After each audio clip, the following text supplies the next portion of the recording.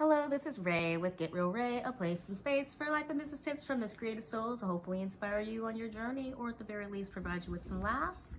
And today, well, let's get real, people. Today we're actually I wanted to chat a little bit about some thoughts I have on this house sitting adventure that I've been living. So, kind of an informal pros and cons. I don't know if this is a pro or a con. Like, pro, dogs love you. They want to spend time with you. Con, sometimes they want to give you love when you don't want the extra love. And, you know, there's that. So I will say that, well, let's just start off with some pros. Let's be positive, people. So, one of the best things for me about house sitting is that I get to meet a lot of really nice people. I mentioned this in another video, and I get to, you know, travel to places that maybe I wouldn't normally travel to, or at the very least see homes that I wouldn't normally get to see. Like, I've stayed in some homes that have had some pretty cool views as well as pretty cool decor. The house I'm in right now, there's so many fun nooks to have a seat and read a good book, and there's tons of good books behind me, so that is pretty cool. I also love animals, and so for me, full-time house sitting is great because I get to have a pet without having to pay the vet bills. Just saying. Now, what is not thrilling though is, and I want to say, like, this is probably similar to van life, you're just constantly on the go. I do try to seek out longer sits, and oh my gosh, really, guy? Really? Okay, so, one downside is when you're with dogs, there's the risk of barking, and some dogs like to bark a lot, some dogs not so much.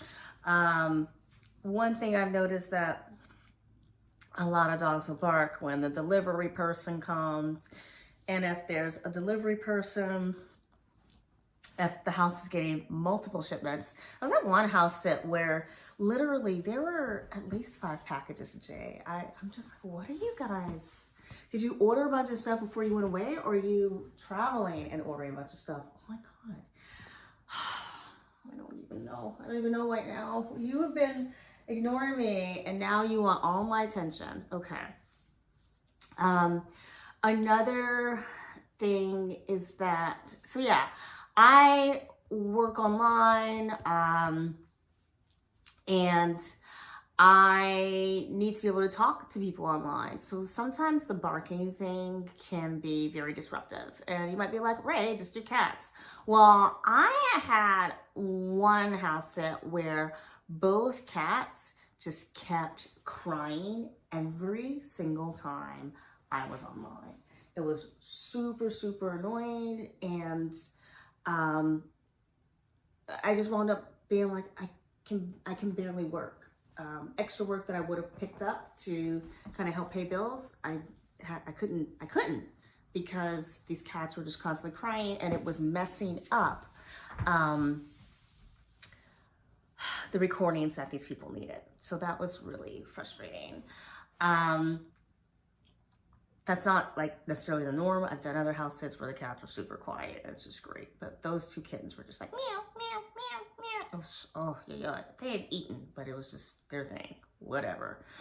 Okay. So,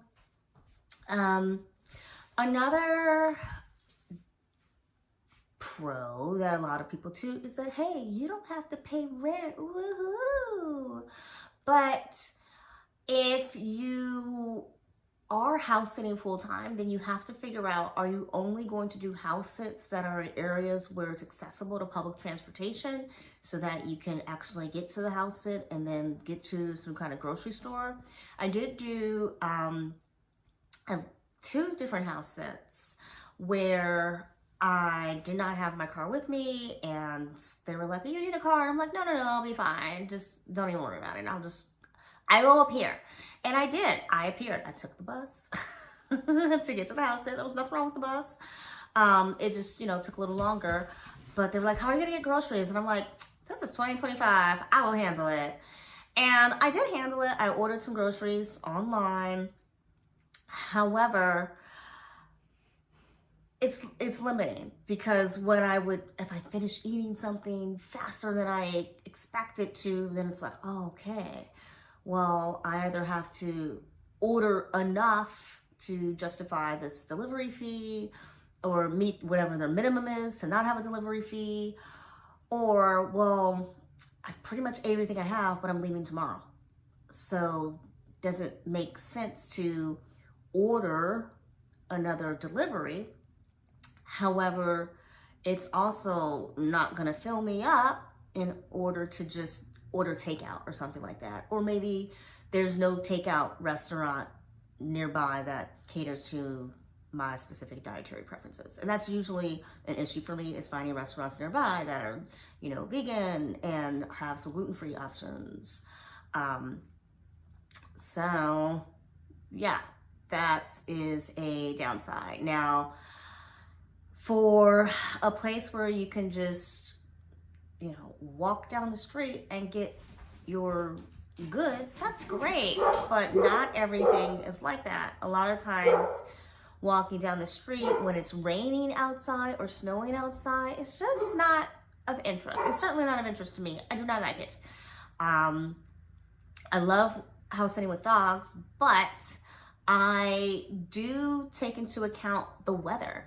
And so when it's a house sit for the winter, I don't really want to be any place where it snows. House sitting a dog. Cat, no problem. Indoor cat, no problem. But a dog that has to go on a walk, no thanks. Because it's cold, and I don't like being cold. I don't want to risk slipping and falling. I don't want to shovel your snow. I never liked shoveling my own snow that much. So that is something I definitely keep into account. I think I might change spots again because there's barking. We'll see. So we were talking about barking earlier. We talked about the delivery people, but also if there's a gardener, a lot of times the dogs will bark when the gardeners come, right? And or just a neighbor. Maybe that person that you're sitting for doesn't have a gardener, but the neighbor has a gardener, so the dogs are gonna bark for that. Woo! Okay, so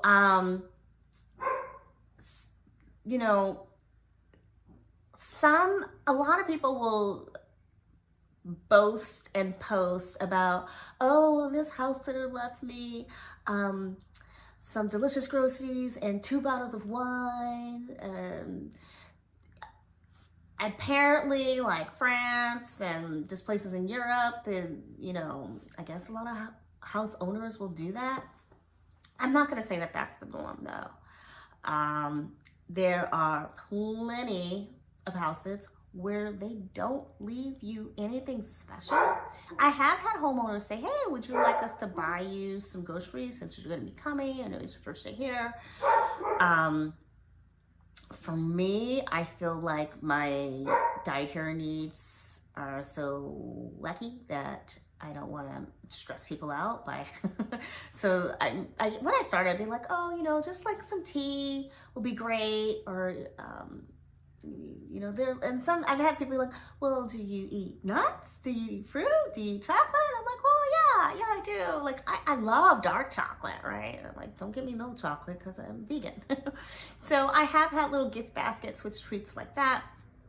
But a lot of times homeowners will just say, oh, help yourself to anything in the pantry, or help yourself to, produce in the fridge. They don't expect you to eat their frozen food, which you shouldn't. My exception is that, is it something that you can easily replace? I ran out of items and the store was closed. And so I was like, ooh, there's this Trader Joe's frozen meal in here. And I know Trader Joe's still sells this particular dish. So I'm gonna eat this and then I'm gonna replace it. And we're good to go, right? But I read some posts where this homeowner was like, the house sitters ate my steaks. They ate $300 worth of steaks. I told them to help themselves, but I didn't mean to eat my frozen food. It was just all around problematic on both sides, right? But yeah, you still have to buy your own food. Like, you still have to live. Here's another friend who wants to say hello. You still have to feed yourself unless you just don't eat. Are you a robot? Okay, so that's a thing. Another thing is that, so yeah, you're not paying rent, you're not paying utilities, but you do need to be mindful when you're in someone else's home. You know, I'm one person, so I tend to use up less utilities than a home that's normally occupied by 2 or more people. However, when it's just me and I'm house sitting in a house that's normally occupied by 1 person, I am definitely more conscious of, you know, leaving lights on, how much I'm running their washing machine, especially when I'm not traveling with a lot of suitcases. That means I gotta do more laundry. I do try to pick houses that have on-site laundry. One thing you have to think about when you're house sitting and you're picking big cities is, where are you gonna clean your clothes? It's really cool to be like, oh yeah, I did this house in New York City, so I'm not gonna have to pay for my hotel. But you still need to make sure you're not stanky. So keeping in mind, how are you doing your laundry? Where are you doing your laundry? Sometimes homeowners will, you know, often they'll be like, oh, you know, please feel free to use our, you know, washer. I had one girl who was like, hey, I even left you a laundry card. I'm like, that's so sweet. There's a dog ripping up a toy near me, just in case you're like, what's that sound? That's what that sound is. Okay, so another thing that I have to keep in mind is dog interaction with other dogs or cat escapism. So with cats, some of these cats will straight up break out. And okay, so I've had, I think 33, 34 house sits. I've had 3 cats escape and I got them all back. One cat ran, like after I left, it was an indoor outdoor cat, okay? I had left the time I was supposed to leave, all good. And I later found out when I came to do a repeat house sit for that homeowner that the cat had disappeared for 3 days. And I was partly just like, you didn't say anything to me. But also, you have an indoor-outdoor cat and you don't have any kind of, the cat needs to be in by this time or the cat needs to be in before you leave or anything like that. Right? So now when I do house sits where there's an indoor-outdoor cat, I kind of try to get more information on what their routine is with that cat. Because I don't want somebody's cat to literally run away. I have one house sit where the lady was like, oh, you know, have you met all the animals? And I'm like, well, I've met the 2 dogs, clearly. They greeted me at the door. Oh my gosh, really, guys? I met the 2 dogs and, you know, met the cat, and she's like, oh, you haven't seen so-and-so? And I'm thinking, who was she talking about? Like, I thought maybe that cat was no longer alive or something, because I'd been there days and had not seen another cat. And literally the last day of my house sit, ooh, oh my gosh, the other cat showed up. It was an indoor-outdoor cat. Do you see? This happens when I'm working. So yeah, it was an indoor-outdoor cat, and it was just roaming the streets. And so it wasn't hungry and didn't just come back. Okay, so we're gonna take a pause so I can, we're gonna take a pause on my thoughts. So in addition to cats escaping, and mind you, there was one house sit where I was like, oh my God, this cat like literally ran out. He's under the house. He's hissing at me because he doesn't know me. So does not want to come back in. And I had to call the homeowner. I was like, your cat got out? And the cat didn't have a collar. Yeah. So there's no tag, no collar. Cat gets out. Under the house. Does not know me, does not like me.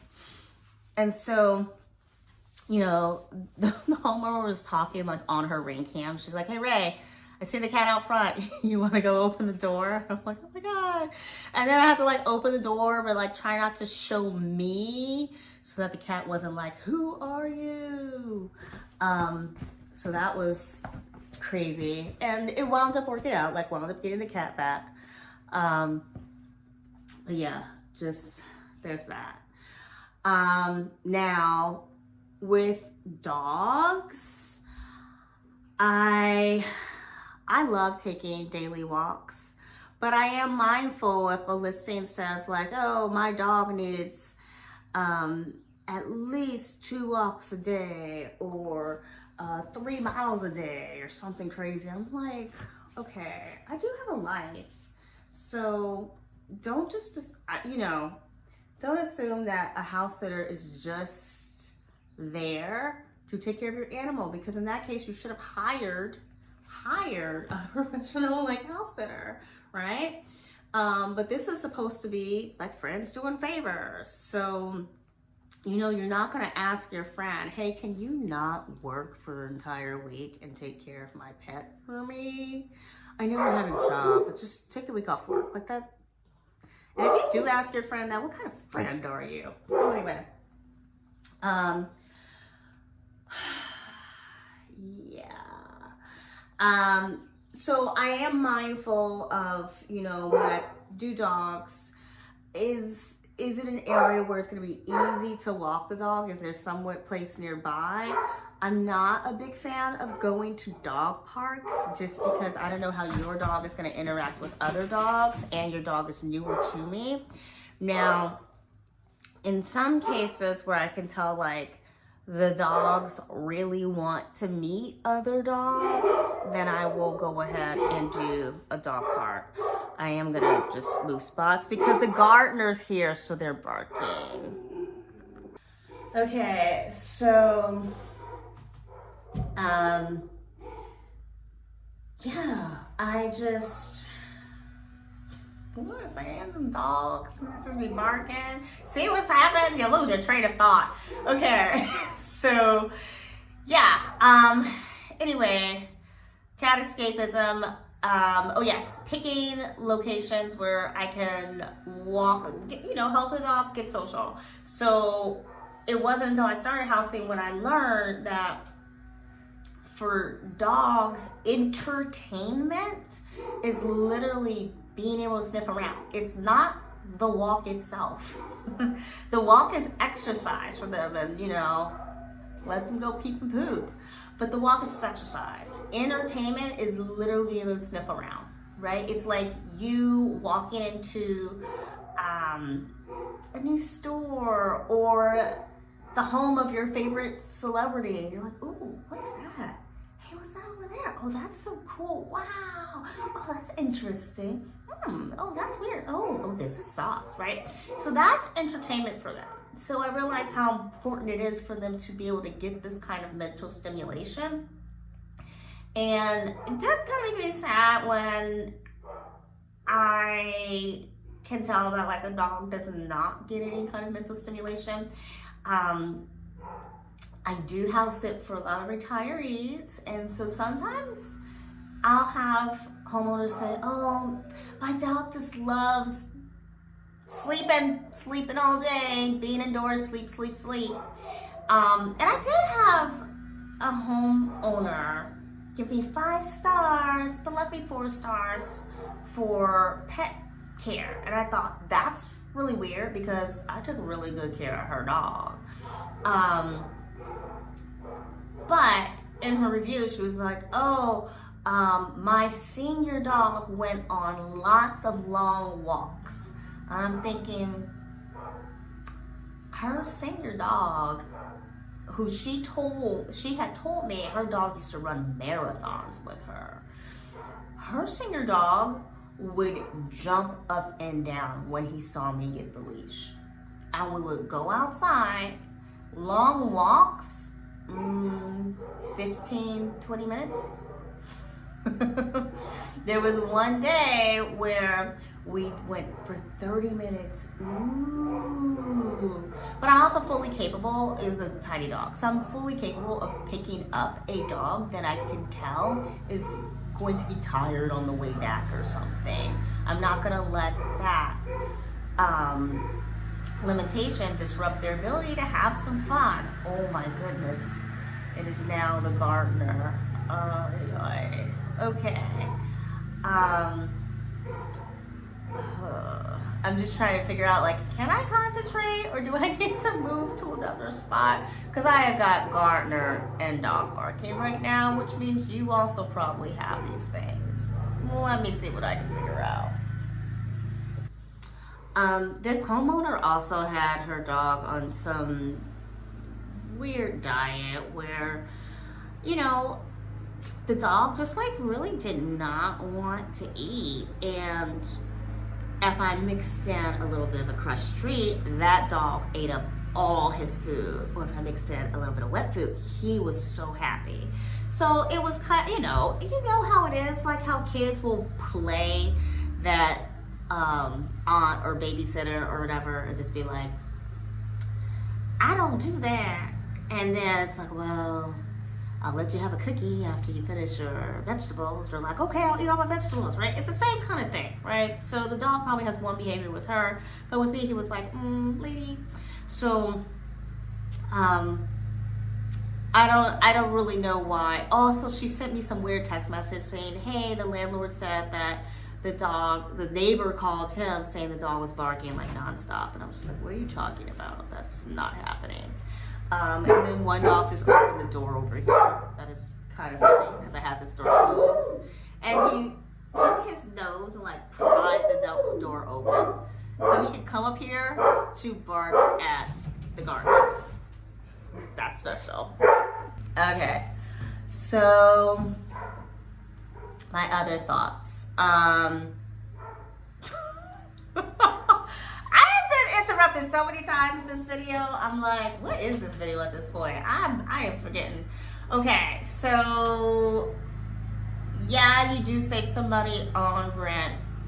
And some homeowners do give you food or whatever.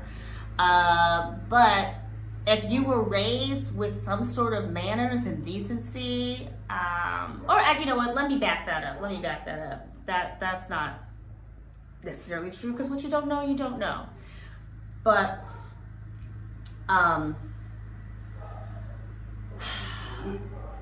being a kind person also means giving back, right? So you don't just have to take their food, but you can also give back. So when I first started, I would leave lots of little treats. I left every home that I house at like a fancy chocolate bar. I don't do that anymore. I started making my own chocolate treats for people, and that was nice. But the past few months, I've been in a location where it hasn't been as convenient to go get the ingredients, and I've been going through a lot of short house sits, which makes it less ideal to make the treat. So I've just been leaving kind of like handwritten notes and then a treat for their pet. And with that being said, so you're not really always saving money on food, because oftentimes you're giving something back. I saw one house sitter said that she had like her own cards made, which is great. And it's something I've been thinking of doing myself. But that does cost money. So whereas you're not spending money in one area, you're still spending money in another area. With that being said, cash, some homeowners leave you cash, most don't. I do try to pick homes where I feel like it's going to be a comfortable stay. Initially I was just like, oh, well, you know, that's an interesting city, or that's a nice location, or hey, it matches my dates. But I also know the frustration of not being able to sleep because the mattress is really hard, or it's a memory foam mattress. The memory foam mattresses are not good for my body. They mess up my shoulder. I'm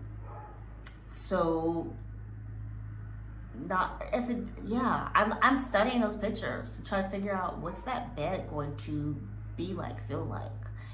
And homes in nicer areas tend to have nicer, longer lasting furniture. The guest room is something that they put a lot of thought into because they tend to have family members come and visit them, and they want people to be really comfortable, and it's not like an afterthought.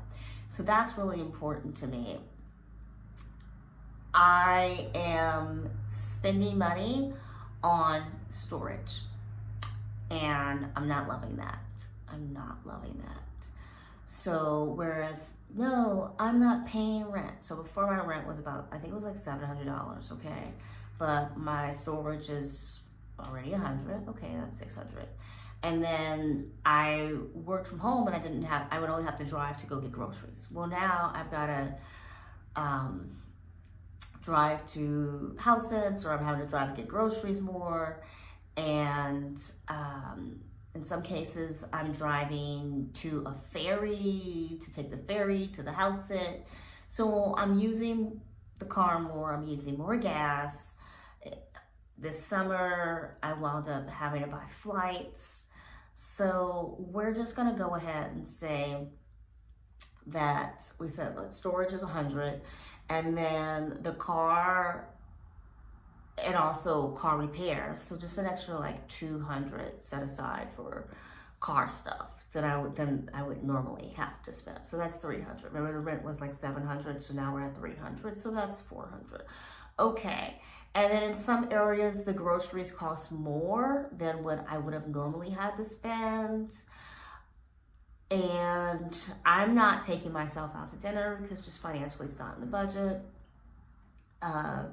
But you know, groceries, depends on where you are, the groceries just cost more. So let's say we were at $300, so now we say we're at $400. Okay. So we're already kind of at the halfway mark of what I would have been spending on rent.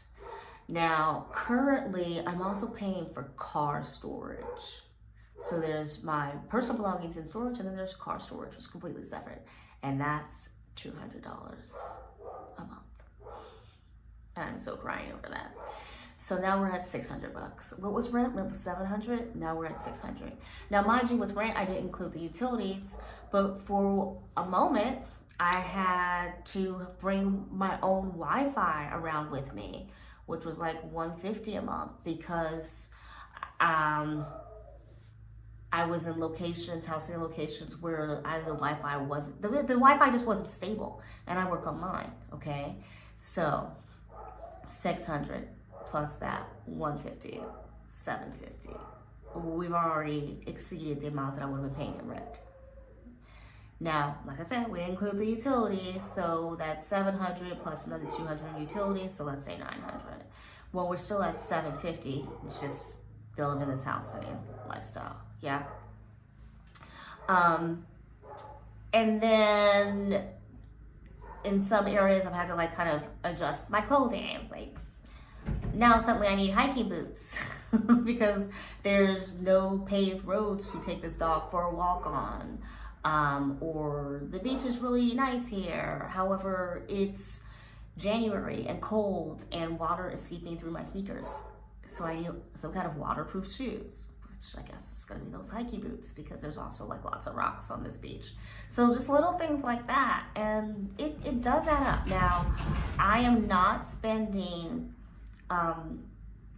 so I no longer have to take around my own Wi-Fi, and the car storage is actually gonna stop. in a couple of weeks. But I know next summer I'm going to be paying car storage again. I've already looked around for cheaper locations. The car storage that I had lined up was cheaper than what I'm paying now. However, because of the ferry,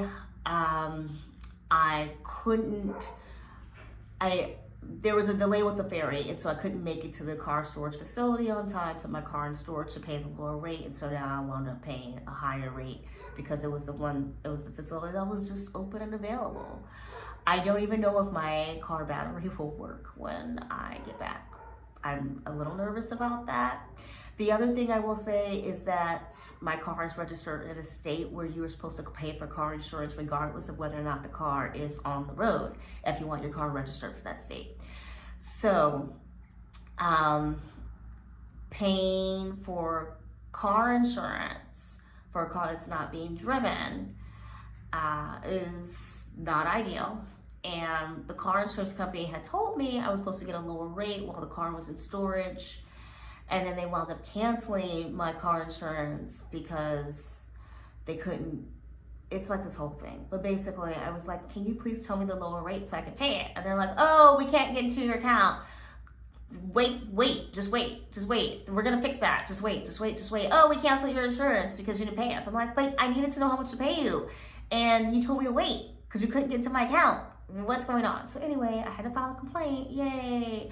But I'm also thinking about next year because I have an offer for a house that's 4 months, which would be great. I don't have to move around a lot. However, the lighting in that home is such that last time I was there, I had to pull like 3 lamps into their living room just to try to light the space so that my online clients could see me.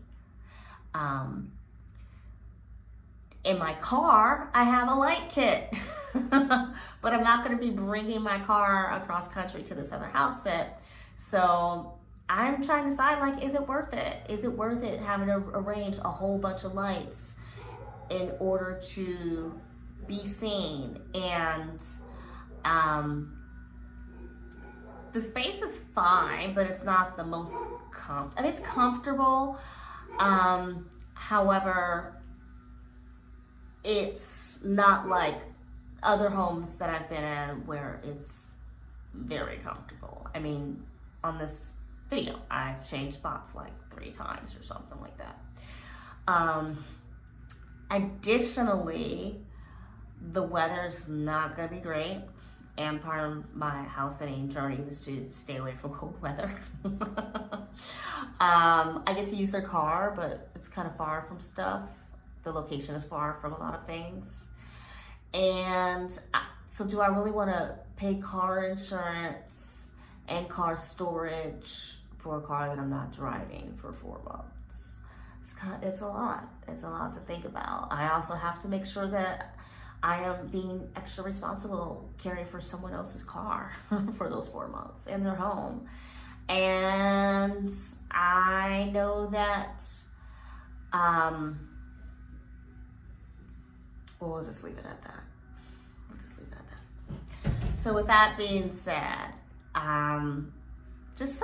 there's just some ups and downs with the house sitting life, especially full time. Now, I'm supposed to be doing this for 3 years. I've just surpassed a year. I think it's been a year and 2 months now. 3 to 5 years is the goal. And you know, if my income does not go up at all, then it's gonna have to be the 5 years just to get rid of all of my debt. If my income does increase, which it needs to, and it should, then that's more on the 3-year side. Now, in terms of saving for my future, that's something that is very much what I want to do, and it's on my mind. I'm saving a little bit right now, but not much, because I have all these bills I need to pay, which is partly where the house sitting is definitely helpful. But it can be stressful. It can be stressful, worried about whether or not pets are going to escape. I had a dog, like, kind of just run away on a hike. We were off leash, and he's like, actually, I'm just gonna run away. I'm like, oh my gosh, get back here. Now I did get him. I did get him, but it was very scary. Like, oh my gosh. I had another dog at a dog park, and this other dog became very aggressive towards my dog and like tried to bite my dog. And thankfully I was able to intervene, but I was like, you need to get your pet and you need to get away from me. Very scary though, one of the dogs that I'm caring for attacked another dog. The dogs were just happily walking around, no problem, and then all of a sudden my dog just grabs this other dog by the neck and pins it down. And I had to physically pry the dog's jaws open. And because the dog did not wear a leash, or does not wear a leash, or a collar, I had to, because once I pried his mouth open, the other dog ran. My dog wanted to go after him. And I had to physically throw my body onto my dog and grab him by his legs, and then wrap my arms around his neck and drag him into the house and put him in the house. So tackling a dog is not something that I had foreseen when I embarked on this adventure. And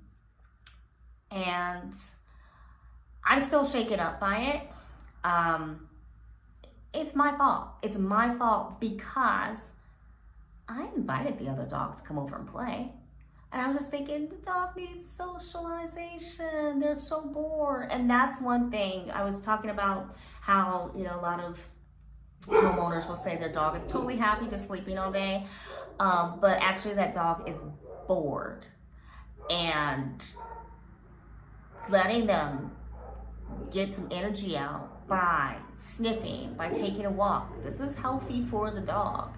And so I always tell homeowners, like, I love taking walks. I would love to take your dog for a walk if that's an option, right? And if the homeowner's like, no, don't take my dog for a walk, then I have to think about, can I do that house sit? If it's winter time and it's a rainy area, and they're like, yeah, my dog just loves to stay indoors. I'm like, yes, that's perfect. That's good for me too. And I'll look for like little dogs, because those little dogs cannot do long walks. But medium-sized dogs, big dogs, those like golden retrievers, they have so much energy. I'm not playing fetch when it's cold and rainy outside. But anyway, I digress. So I did not realize that the dog, it just didn't occur to me. The dog that I invited to come over and play, which I'm like, oh yeah, sure, that's fine. Because it was a very young dog, had not been neutered yet. And so I think my dog, even though my dog had been around that dog before and had like chased and run and played, I think just because we were on my dog's property, I don't know if they found a treat, like if there was a treat that the other dog found or what, right? I mean, they both had, all the dogs had treats right before this moment happened, but it was very scary for me. And thankfully, the other dog was not injured. My dog was not injured. I'm the only one that wound up with injuries. And thankfully, I did not have to go to the hospital. But it was still a lot. It was still a lot. I think all three of us are still very shaken up. Me, the dog, and I think even the homeowners. So the homeowner, but the pet owners, 2 pet owners, and myself, and then all 3 dogs. Three sets of humans. Okay, but I think there's a couple over there. So 4 humans, 3 dogs, all shaken up by this event. And I just wish it had been different. I so wish it had been different. I'm like, gosh, I should have put that dog in the house before inviting the other dog over. But I just didn't know, right? So that's another thing, is you think you know a breed, you think you know the animal, but something can go sideways, something that you didn't expect, and you have to be able to adjust. I went to a house sit recently where I literally just reached up to close the blinds because it was nighttime and it was a full moon and the moon was shining in my face. and the cord just came off of my hands. Like I did not even really get a chance to tug. It just came off my hands. I'm like, oh my gosh. And I was just like, I just don't know. And so I told him, like, I'm so sorry. I broke your blinds. Please tell me how much I owe you to fix it. And I'm like, oh, you know, don't worry about it. But I remember going on a house sit where the homeowner was like, yeah, the blinds are out to be repaired because the last house sitter broke them. And I'm like, how does a house sitter break a blind? And then of course it happens to me. We're like, oh my God. And then, you know, like car keys, thinking about how to make sure you're responsible for someone's car key, someone's house key. A lot of homes will have padlocks and codes, and those are quite nice because then I don't have to worry about, you know, oh my gosh, did I lose this person's key? And I will always say to homeowners, please make sure you have a spare key with someone somewhere, right? So if something goes wrong, A, I'm not locked out and ruining your vacation, and B, you're not like, that was my only key, now I have to call a locksmith and you're horrible and you owe me money. Like, I can't operate like that. That's just too much stress. So avoid things that can be avoided. And I will say another thing is when people say, oh, you can use our car. One thing I've recently learned is that I need to take photos and video of that car before I get in. Twice now the cars have been like really messy on the inside, like all kinds of food up in there. I'm like, ew. Boxes, bottles, and I'll clean out and be like, here, let me clean out your car as a gift to you. But I recently found like one car actually had like a dent on the side, and I'm like, I hope they won't think that I did that because your car was like that when you gave it to me. Sometimes cars will have kind of scratches and stuff on it, and so being able to document that before you use someone's car is really important and something that I need to keep in mind. All right, this has been kind of a long video, but I wanted to share some pros and cons. I did not take the time to do a proper list. Maybe I'll put a list in the comments, or if you're commenting on this video and you watch it till the end, you can put a list for everyone. Yay! But yeah, if you are someone who's thinking of house sitting and kind of considering full-time, I mean, I've done other videos on the ups and downs and how to prepare, but this was just kind of like my reflection, you know, a year later and just looking at the cost. There's been a few small bills that I've been able to pay off, but none of the big stuff yet. So hopefully the update a year from now will be like, I paid off 50% of my debt. That would be awesome. And I'd also like to be able to say, and my business is booming. I really want to get some house sits and some really well-to-do areas. I mean, actually right now, I'm actually in one of the wealthiest cities in this particular state that I'm in, which I didn't even realize when I booked the house sit. So, so it is nice, but anyway, me over here plotting and planning on how to level up my game over here. So yeah, in the meantime, friends, I hope you found this somewhat entertaining, if not useful, helpful.